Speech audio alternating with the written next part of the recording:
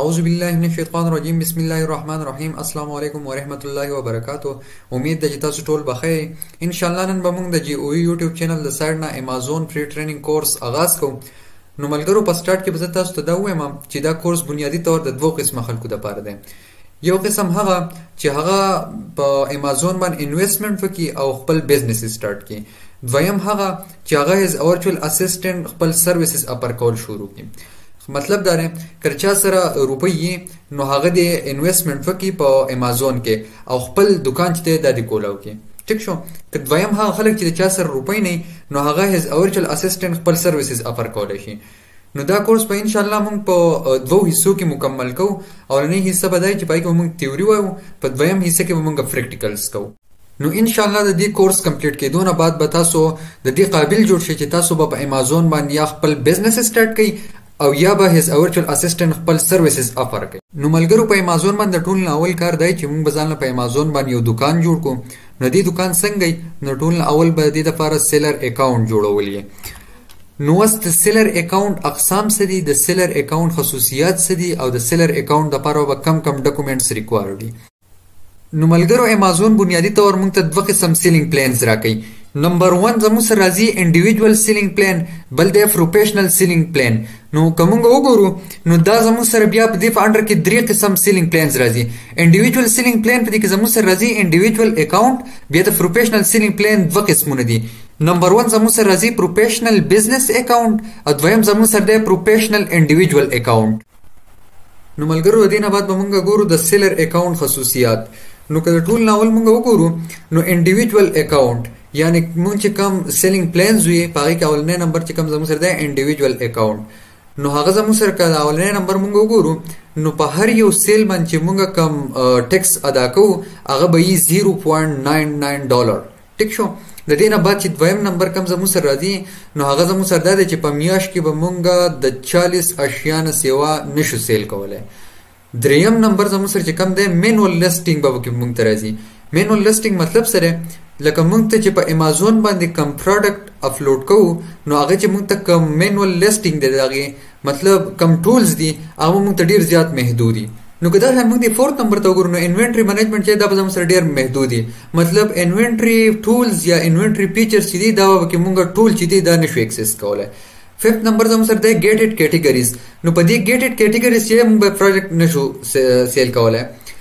6 نمبر زموږ سره راځي لیسټینګ بای باکس چې دی دا به دی اهل نه.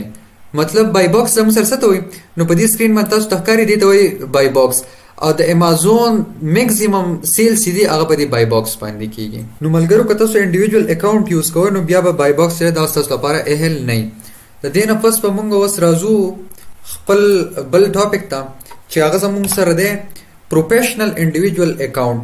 نو اوس په دې کې که موږ اولنی وګورو نو د دې چې کم د میاشتې کم چارجز دي هغه $39.99 چې دي دا به موږ ادا کوو. ټیک ده. مطلب که ستا پروډکټ خرڅېږي او که نه خرڅېږي په امازون ولته چې دی نو $3.99 چې دی دا به ته ادا کوې. دویم زموږ سره په دې کې دا دی چې زموږ سره کم لیسټینګ دی د هغې به کوئی لیمټ نه وي. مطلب د هغې هېڅ لیمټ چې دی هغه هم نشته. هغه چې ته څومره خرڅوې څومره پروډکټ ته په میاشت کې خرڅوې نه خرڅوې هغه په تا باندې ډیپینډ کوي. خو امازون ولته چې دي ته به $39.99 چې دي دا ډالر به ورته ادا کوې. د دې نه پس چې تھرډ نمبر زموږ سره کم دی لیسټینګ کې چې کم زموږ سره ټولز دي هغه به ته ټول اکسس کولی شي. مطلب ته پروډکټ لیسټ کې نو چې څومره ټولز دي هغه ته اکسس کولی شي. فورتھ نمبر دے انوینٹری مینجمنٹ کی فل ایکسیس ملتی ہے. مطلب د انوینٹری مینجمنٹ چې دی د هغه چې کوم ټولز یا فیچرز دي هغه به ته ټول اکسس کولی شي. ففت نمبر زموږ سره راځي ګیټډ کیټیګریز چې کوم دي نو په هغې کې ته هم دا سیل کولی شي. 6 نمبر زموږ سره لیسټینګ بای باکس چې دی دا ستا لپاره اهل شو په دې کې. مطلب پروفیشنل انډیویډوال اکاونټ کې چې دی په هغې کې ستا سره لپاره بای باکس چې دی دا ستا لپاره اهل دی. 7 نمبر زموږ سره کم دی برانډ رجسټري چې دا اکسس چې دی پکې میلاویږي. مطلب ستا کم برانډ رجسټري ده هغه ته په اسانه په دې کې میلاویدی شي. نو دې نه بعد که موږ پروفیشنل بزنس اکاونټ ته وګورو نو هغه بالکل چې دی نو هغه د پروفیشنل انډیویډوال اکاونټ په شانتې دی. صرف یو پوینټ یې پکې ایډ کړی دی چې برانډ رجسټري چې ده دا په دې کې ډېره زیاته په اسانه باندې میلاویږي. لکه مطلب مونږ پدې کې هم وګڼو چې پروفیشنل انډیویډوال اکاؤنٹ چې پدې کې به ته هم برانډ رجستری ملاويږي خو د دې په نسبت باندې نو په پروفیشنل بزنس اکاؤنٹ کې پدې کې ته برانډ رجستری چې د ډېر زیات پاسانه ملاويږي.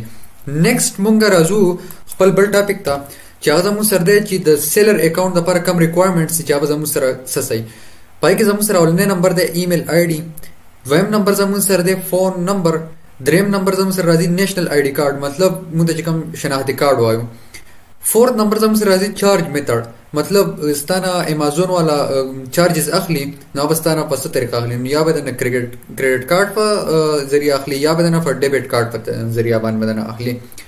فifth نمبر زموږ سره راځي ډیپوزټ میتھډ مطلب که امازون والا ته روپۍ را لګي نو به تاسو څنګه را لګي د دې لپاره ورچوال بانک ستدار چې دا مخه ته بیا د کوچ وای د لپاره کم بانکونه چې دا کې اډ کول غواړي.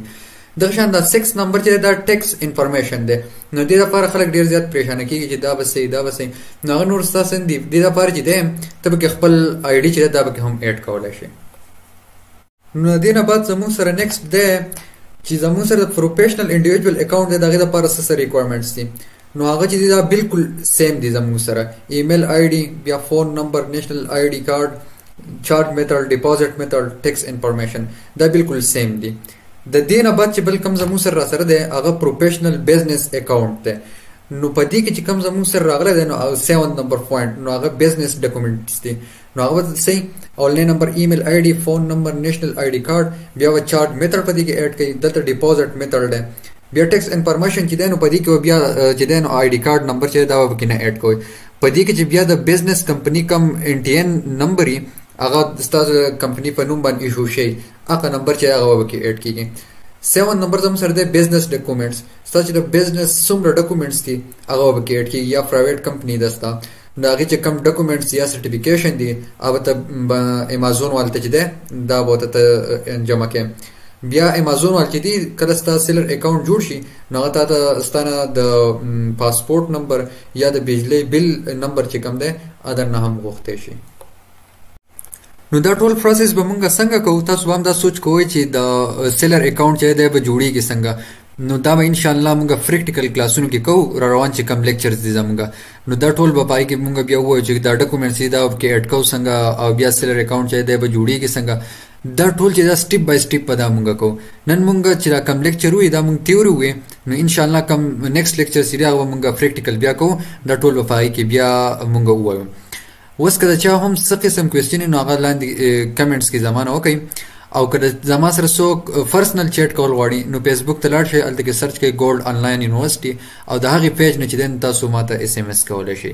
نو که ویډیو خوښه شي نو یوټیوب چینل زما سبسکرایب کړئ او مخې ته یې د خپل فرینډز سره شیر کړئ. نو د نیکسټ ویډیو پورې راکړئ ماله اجازت د لوی الله په امان.